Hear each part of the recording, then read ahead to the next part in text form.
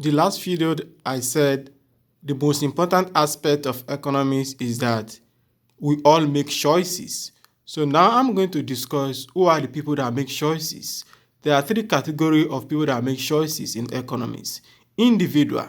The individual is you and me. We are the individuals. And we are the consumers. Consumers is not the definition in the dictionary.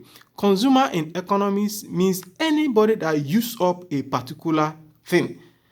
I'm using pen to write on the board. I'm a consumer. I'm using up the pen. So you are a consumer when you eat that lunch. You're a consumer when you're using your laptop to type.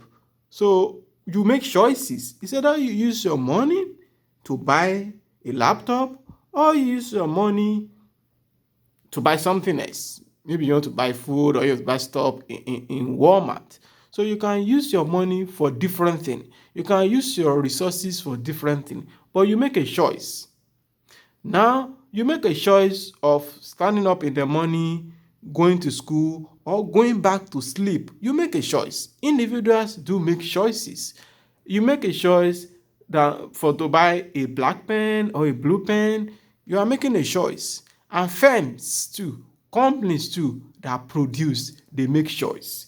It's either they want to produce a particular commodity or they produce another thing else. Maybe you want to be making phones or you want to be making laptops. So you make a choice between the two. And governments do make choices too. Governments do produce, they regulate productions in the economy, and they collect taxes. So these are the three categories of individuals, of people, or economic individuals that make choices. The individual, the business firm, and the government. Those are the three people, or those are the three economic units that make choices in the economy.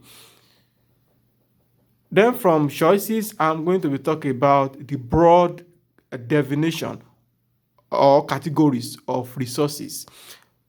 The last time I said resources is anything that is used up in production. What are those stuff that are used up in production? So resources are classified into four broad categories. The first one is land. Land is a gift of nature. We have like renewable gift of nature and non-renewable. The renewable is biological resources, fish, game. If you manage them properly, they can actually be renewable. They can replenish themselves.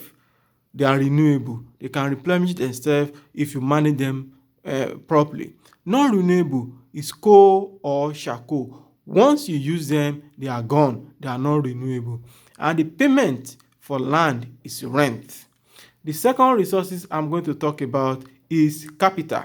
All human creations and skills used in production, e.g., machineries, buildings, or computers, they are capitals. And the payment is interest. The next one I'm going to talk about is labor.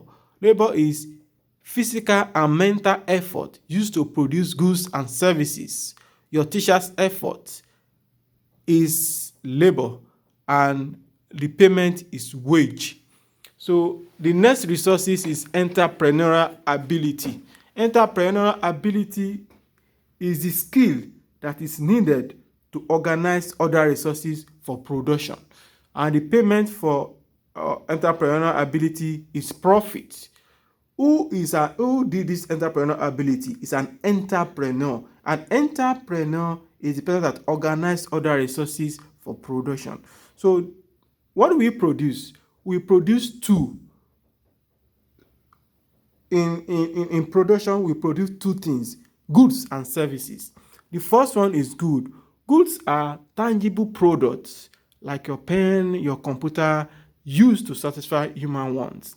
While services are activities or intangible products used to satisfy human wants like lectures and movies.